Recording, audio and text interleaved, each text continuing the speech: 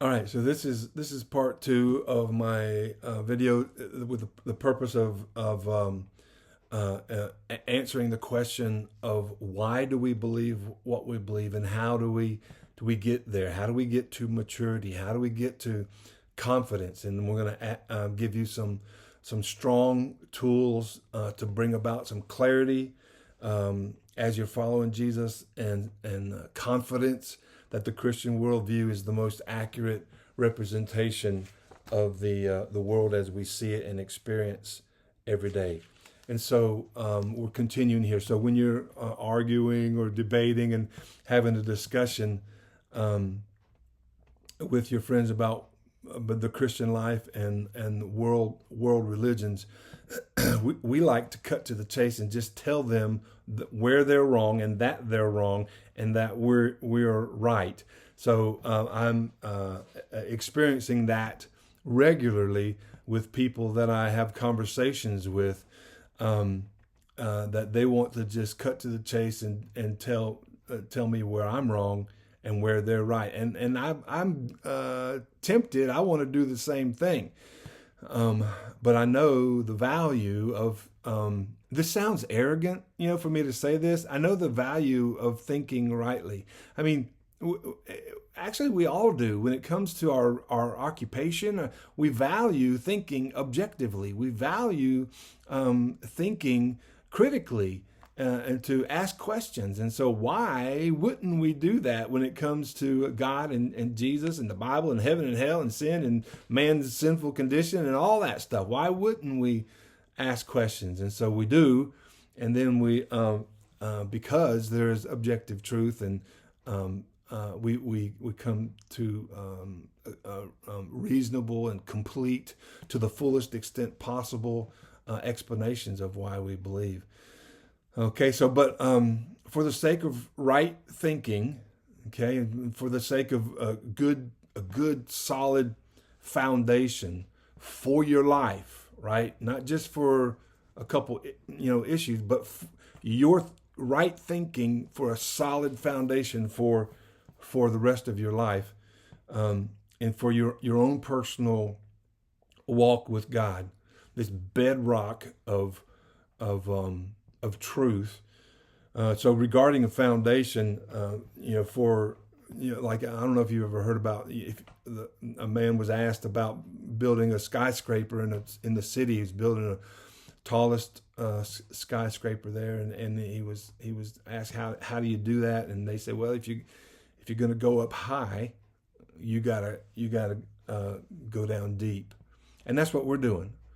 We're not just skimming across the surface with easy, emotional, preference driven, like I said in my last video, cultural driven um, answers, answers that are really rooted in preference and emotion. But we're going to go down deep, asking good, solid questions. And then it's also like a tree, that's rooted. I don't know. I've never dug down and found the root system of a tree, but I hear that as high as the trees and branches are of a tree, there's that much going on underground, and to sustain the life of that tree. And so that's what we want to do in our spiritual life also. So when we're approaching questions and conversations about world religions, again, Christians want to make claims and communicate the superiority. And actually, anybody does. They want to make claims and communicate the superiority of their view. Okay, so but I want to encourage you, don't do that first. Why? Why don't we just tell them what's true and tell them that we're right and they're wrong? And the reason is because you can get into he said, she said. You get into these little nitpicking arguments over small points, and you miss the bigger picture.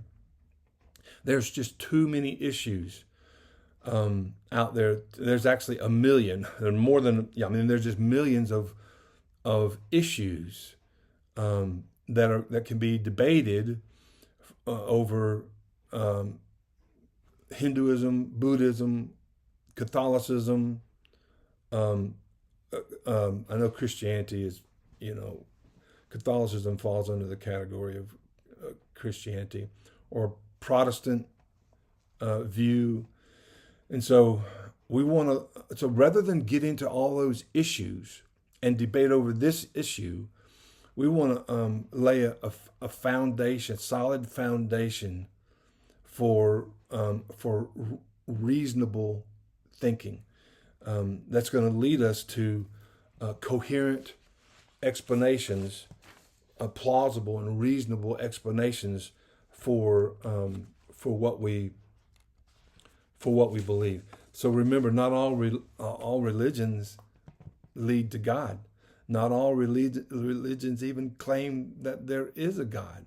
Not all religions are the same, and not all religions lead to the same place. I'm watching joggers go by, automobiles go by, and the squirrels and the birds in my bird feeding outside my office here, outside my window. So I got a little distracted. So listen. So there may be similar things as religions go, kind of like a Venn diagram. But not completely, but it helps a little bit. Kind of like a Venn diagram, there's some overlap in some areas. But the point is, it is the differences. It's the differences, not the supposed similarities that we want to pay attention to. So Greg Koukl at Stand to Reason gives this illustration. If when a young lady comes up after a conference and says, "Hey, aren't all religions the same?" Well, then he has this conversation with her, and he draws a circle on the board, and he puts AR or AS for aspirin, and then he draws another circle on the board, and he says, "Are these similar?" And yes, they are. They're pills. To medications that you take, and then he puts AS on one and AR on the other, and then says, "Now what's the difference?" All right, and so they look the same, just like many religions look the same, but the difference that you want to pay attention to is the particulars. It's the details that matter. This one is aspirin and it'll help you. This one's arsenic and it'll kill you. And so when we're talking about Buddhism, it's a non-theistic religion. Animism is a more concerned with spirits. Hinduism, it says that all distinctions are illusions. And so here's the point: if all the distinctions are an illusion, there's no distinction that we could say that is right or wrong. So we want to pay attention to that. So now we ask if the system of explaining things is worth believing. Is Hinduism worth believing? Is Buddhism worth believing? Is Catholicism worth believing? Is Protestant faith worth believing? Which one is the most accurate representation of truth, of the world? Is it worth believing? And you're going to conclude that no, if there is a belief system that doesn't, that tells me everything is an illusion, and I know that my grandma getting cancer is not, the pain that I feel is not an illusion. I lost my job that's and the grief and the pain and the emotion that I suffered with that's not an illusion. So is the world system, the world the worldview as it explains things, whether it's Hinduism, Buddhism, Sikhism, Catholicism, Protestant worldview, is it worth believing? Does it correspond with reality as we experience it? Does it match reasonable, coherent thinking? And so all this is an appeal to the way the world actually is, and this illusion worldview doesn't match common sense assessment. If it doesn't, well, then I'm not going to believe it. If it doesn't, I'm not going to keep thinking in that direction. So therefore, your claim is not true. It's incoherent. We want coherence. That's the way we are wired. We want to know. So if your worldview doesn't match, is not a mirror image of the way the world is, well, then your worldview is not true. So you've heard the phrase, well, truth just is. Well, it's true. Truth just is. It's the way that things are, and we experience it on a daily basis. So if your worldview doesn't match the world as we experience it when we go out into the world every day, well, then your worldview is not true. It's, there's just an easy illustration of that is the whole illusion thing, that everything is illusion. The distinctions are illusion. So objective truth is not even on the table for most people. It's not a piece of the puzzle. It's not, it has nothing to do with how they think and how they process. And for the most part, preference is going to drive how people, the conclusions that people make. So consider this, that when people say things like all religions are basically the same and all religions lead to the same place, the big picture is this: when world religions make claims that are similar to Christianity, appear to be true, they're simply observing reality and truth and the world as God made it. So these things that are apparent similarities, they're just observing the world that God made. And so when a non-Christian observes and acts on like mercy or kindness, truthfulness, when they act on something, there is an obvious moral principle at play, and that moral principle is truth. And so the point is that they're not necessarily borrowing from Christianity. They just know that it's wrong to do certain things. And so we know that it's wrong to torture people.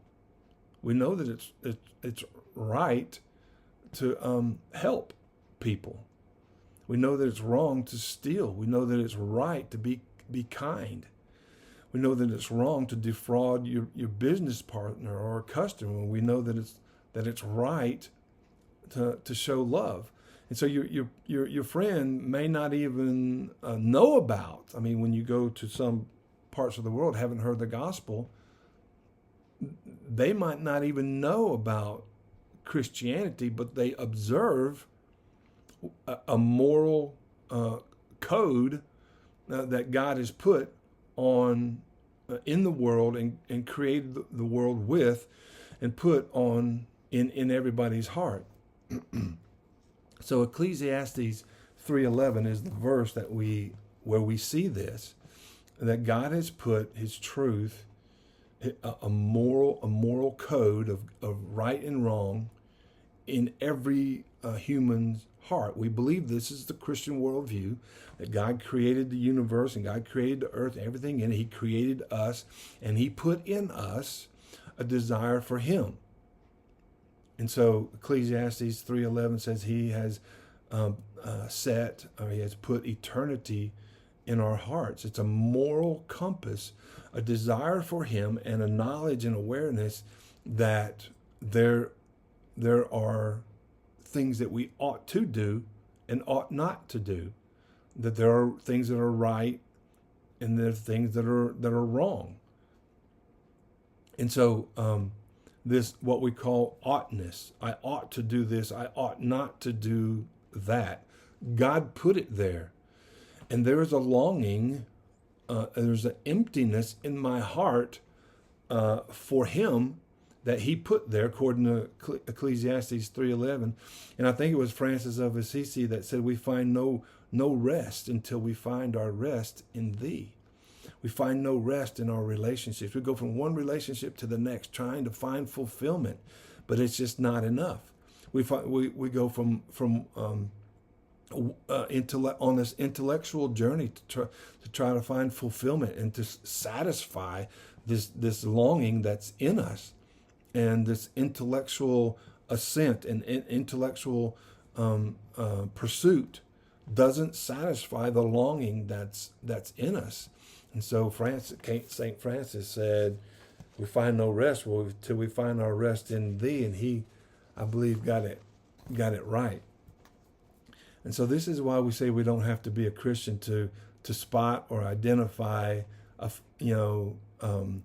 something that's good and right and morally acceptable. It comes from God that has put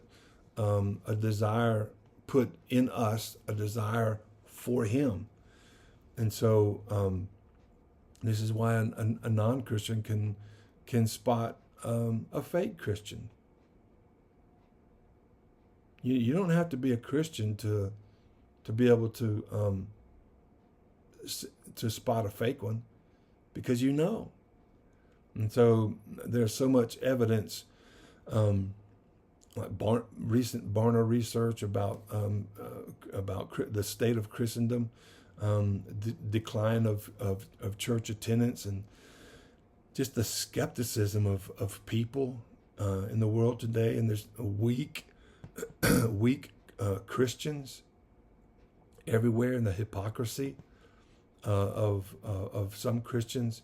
And so you don't have to be a Christian to know that God has given us a moral code for what is good and right, and so now the big question is, which way of understanding and which way of discerning, which way is the accurate description, which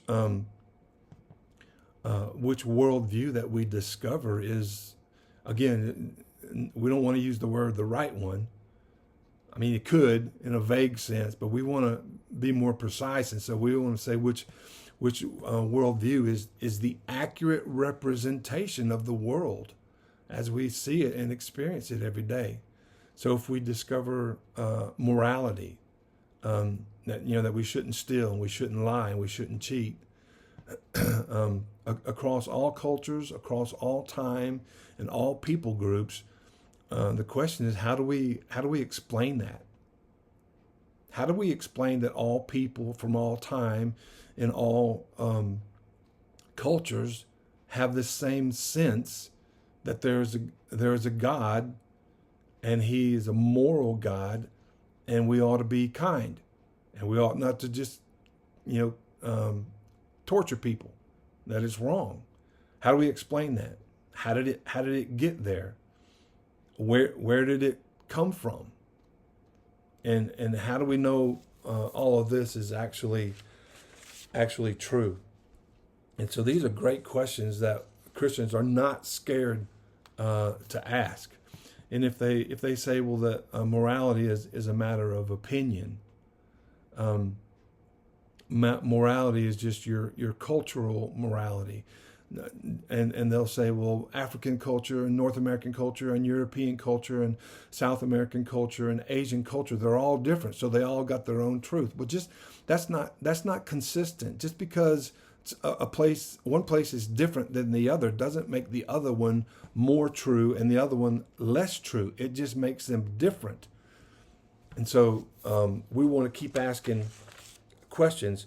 And if they, so the big question is, if they deny objective morality, this universal, whether you're in Africa or North America, Asia, Europe, or South America, Central America, where did this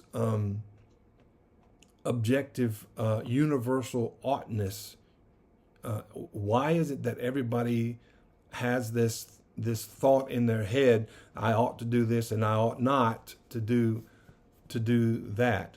So if they deny this and embrace relativism, and they say morality is just a matter of your opinion, well, then you can ask, what's your opinion about the problem of evil? Well, are you denying that there is evil in the world? They say if God is good God and He's a powerful God. This is the argument of good and evil. That if God is and He's a good God and He's a powerful God, like you say He is, and evil is bad and suffering, they all exist, well, then He must not be good. Because if He was good, he would not let us suffer. That's their argument.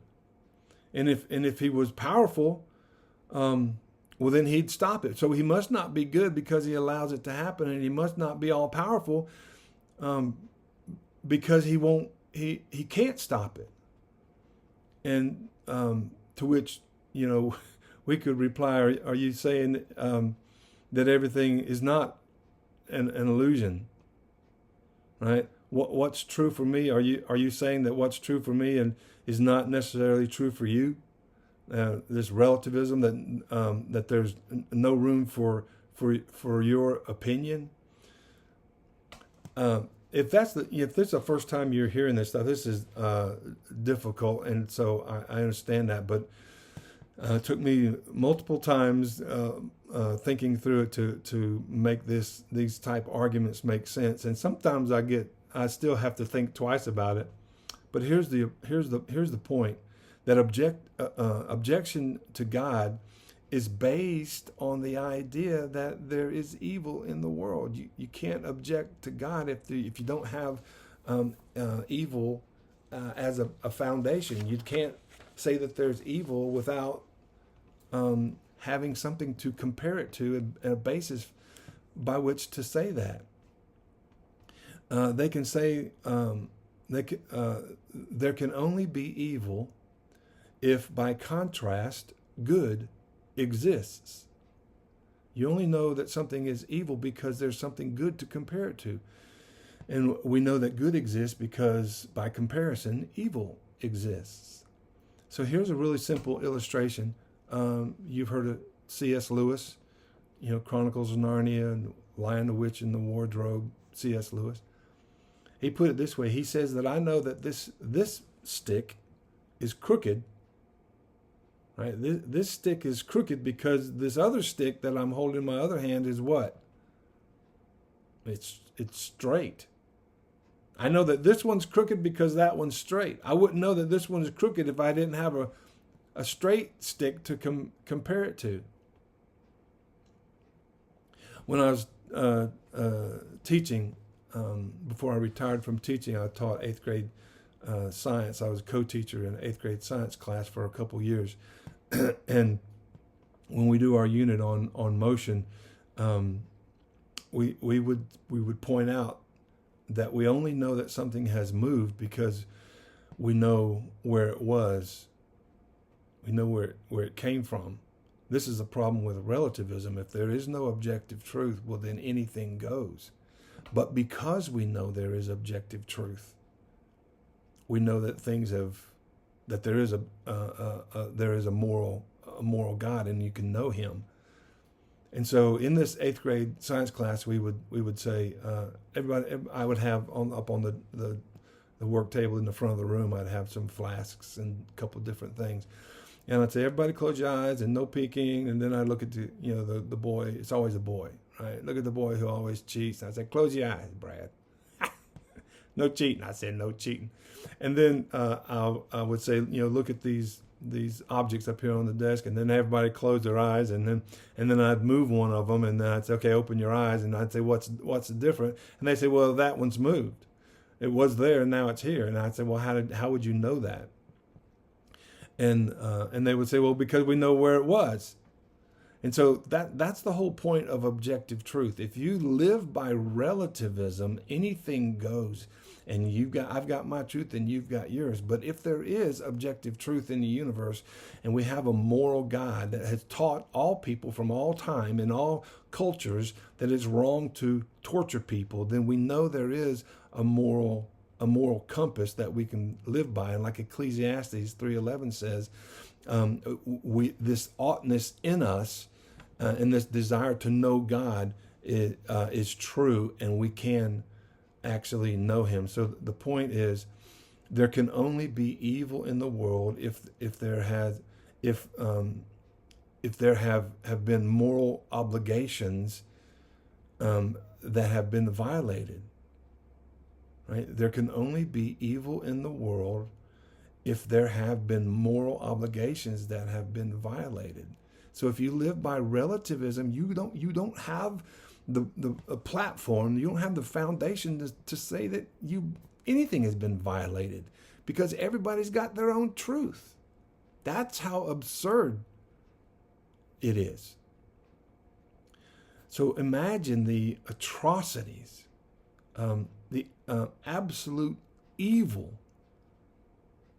war crimes and genocide that we've seen in the abortion industry, in the killing fields of Pol Pot and 6 million Jews.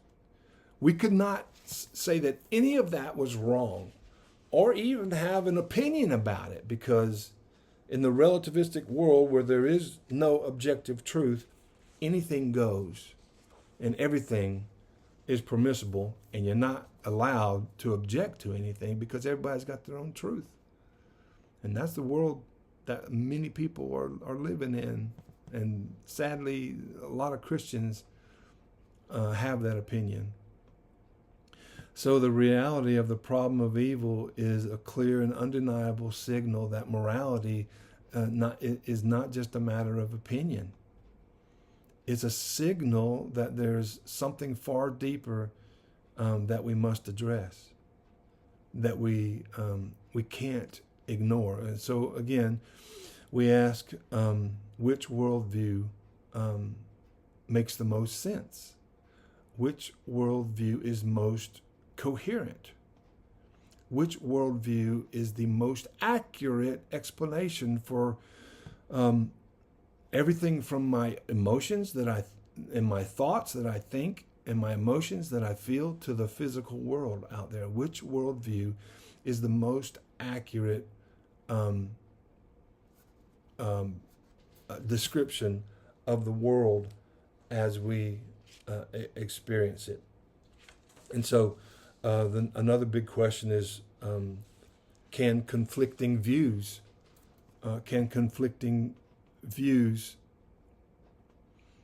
be true? So there's this thing called the law of non-contradiction, and here's the so keep in mind. I know this is like maybe boring for you, but this plays out. These ideas that we're talking about here play out in every conversation that you have throughout the day. And so this is why I just encourage you to keep studying and keep learning to think objectively. And so another big question is, can conflicting views be true? And maybe you've never heard of the law of non-contradiction. I hear it all the time in conversations when I'm talking with people. So here's the claim, that Christians say that Jesus is the Messiah, and the Jews say, well, he's not. Well, he can't be both the Messiah and not the Messiah at the same time. So then we start asking, well, why? Why do we believe that he is, and why do they believe that he's not? See, that's a good question. Here's the point. Either Christians are right and the Jews are wrong, or the Jews are right and the Christians are wrong. But they can't both be right. He can't be the Messiah and not the Messiah at the same time. They're diametrically opposed views. And so we're asking why. And when you have exclusive claims, this is what Christianity does. And this is what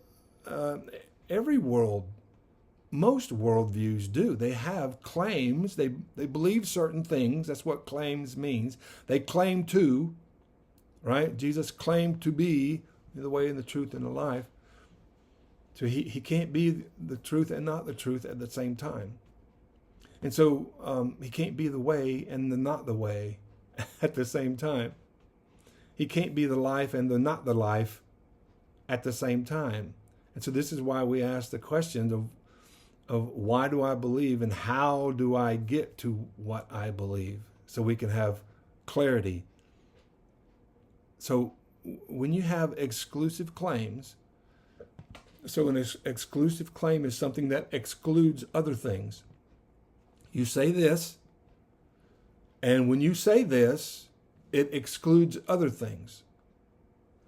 And so when you have exclusive claims that are diametrically opposed to each other, they can't both be true at the same time over the same topic. And why is because they're claiming something that is absolute.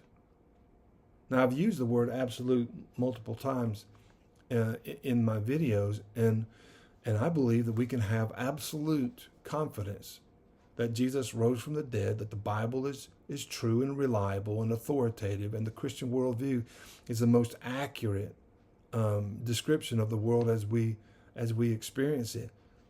And so while you might have been told what to believe when you were a young Christian, now it's time to start asking why and how. Why do I believe this, and how did I get to what I believe? And is what I believe an accurate representation, the most accurate representation of the world around me? And so if I say that I bought a red Volkswagen, well, did I buy a red Volkswagen, or was it a yellow Volkswagen? I mean, I can have a Volkswagen that's red and yellow, but I can't have a Volkswagen that's completely red and completely yellow at the same time. So this is also, why we like, cause I used to be a teenage boy, right? And so I didn't learn to lie because I was a teenage boy. I learned to lie because I'm a human, right?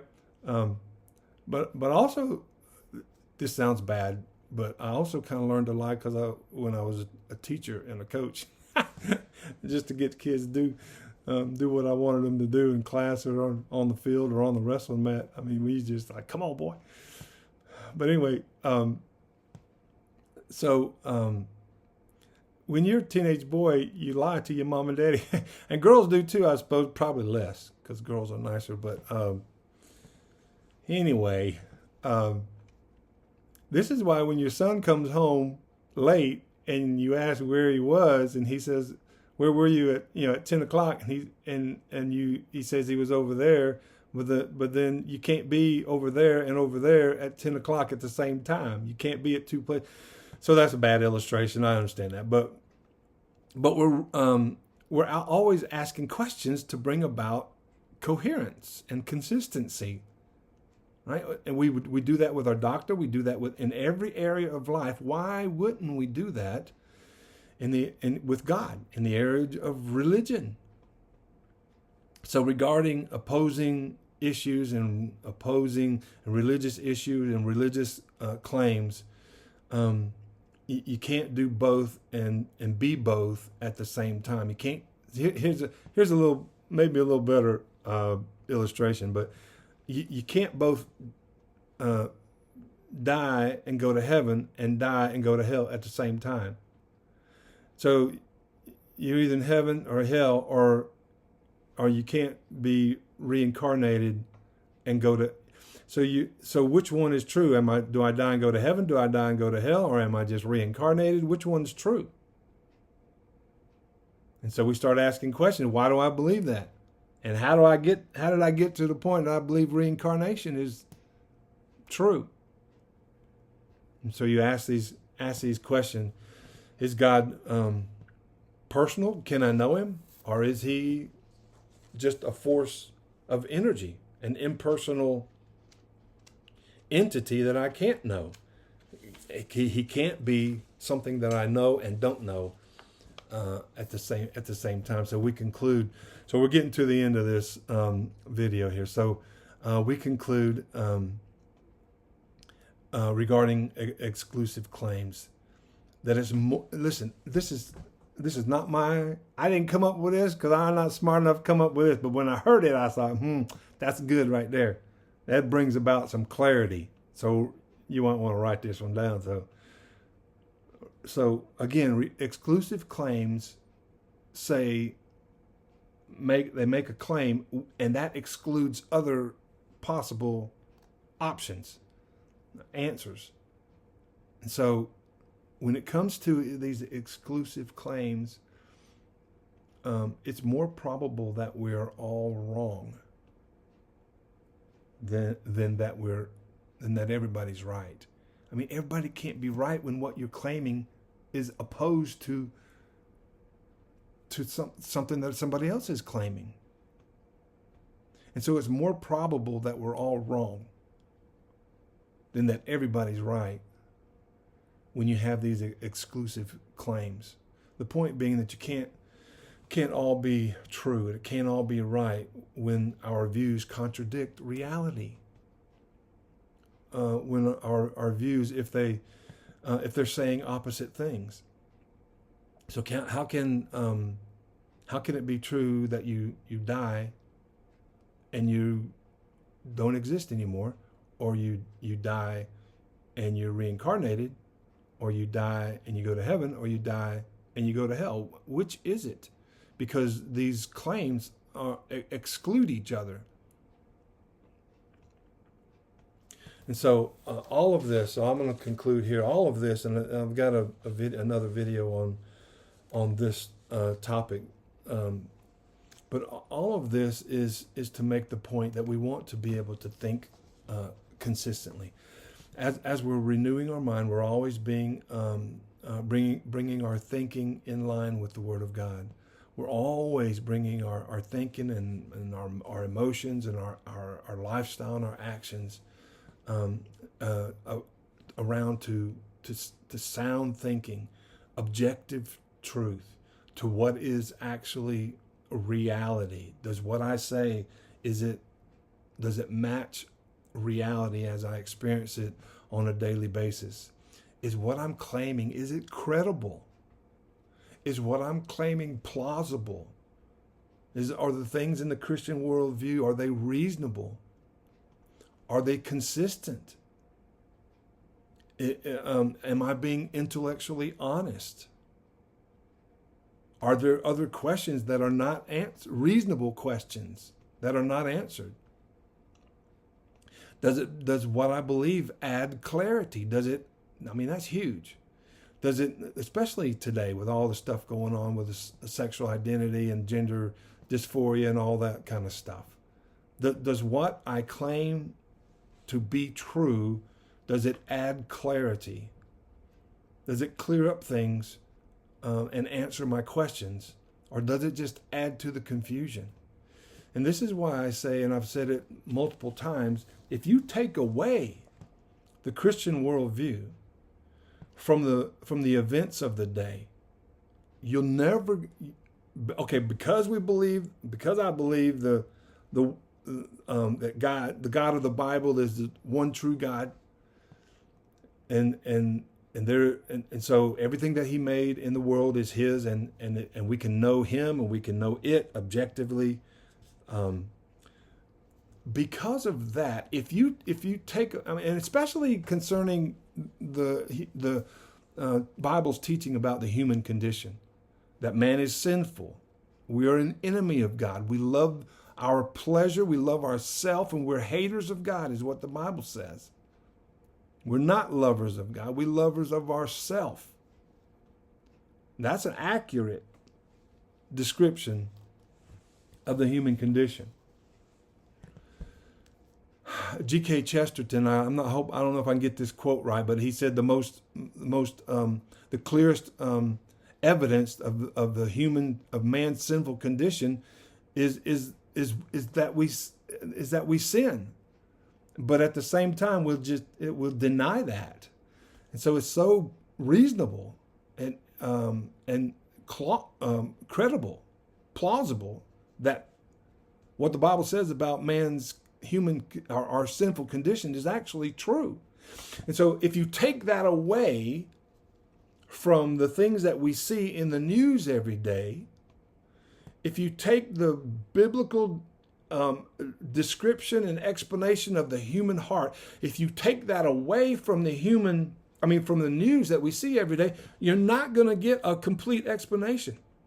You're not going to get a full or a whole explanation of why things are the way they are. But if you add to and make part of the conversation the human condition, well, then you're going to get a fuller, to the fullest extent possible, explanation for the things that we see every day in the news.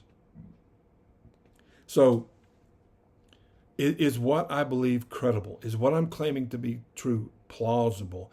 Is what I'm claiming to be true coherent and reasonable and consistent? See, Christians are not afraid of these words or these ideas. In fact, we embrace them because they accurately reflect the world as we experience it every day. Am I being intellectually honest? And so with this kind of thinking, this is how Christians think. This is what happens when we're renewing our mind. I'm rejecting what's a lie and I'm receiving what's objectively true. And then you get to the point where this evidence is actually overwhelming. Right? This evidence is overwhelming, and now I'm compelled. Now I can no longer ignore the Bible. I can no longer ignore the Christian worldview. I can no longer ignore what is obvious. And so we're asking the question,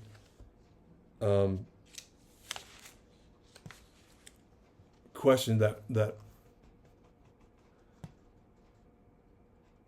reveals inconsistencies. We're asking questions that reveal incoherence. We're asking hard questions, and we're not scared of them. And this is my final statement. My responsibility, our responsibility as believers in Jesus, is that we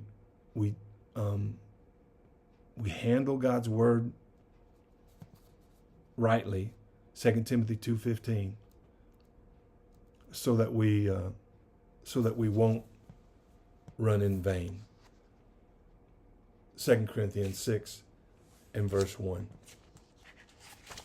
I want to see if I can find a couple verses here to end the ending thought. Yeah, here it is. And so here's my final thought. I said this at the beginning. I gave you these verses. But all of this learning to think in a way that reflects Scripture, learning to think that in a way that reflects reality, is intended to encourage you as you grow in the Lord. So these are the verses and these are the points that I had you write down at the beginning of this video 45 minutes ago. All right. And so I said, write this down, that we're renewing our mind. Romans 12, 1 and 2, and 2 Corinthians chapter 10 and verse 4 and 5. And we're asking God for wisdom. Proverbs 1 and verse 2 and James 1 and verse 5. And we're embracing the process of growth and gaining discernment Hebrews 5, 11 through 14, and Philemon 1:6. And this is the one that I added at the beginning of the video, that we're letting Christ be our life. He is the source. Be busy and do good and pick up a new habit is not the source of your life. He is. John 17:17 and 17:3, and then John 4 and verse 10 with a woman at the well, that he is our life. He is our bread. He is our drink. And then, so now there's 5 points. So the fifth point here is that we're fulfilling God's call on our life. Acts 20 verse 22 through 24, and 1 Corinthians 10 verse 15 and verse 10, because we don't want to receive the love of God and the grace of God in vain. We want to run with a face like flint for the glory of God, because it's true.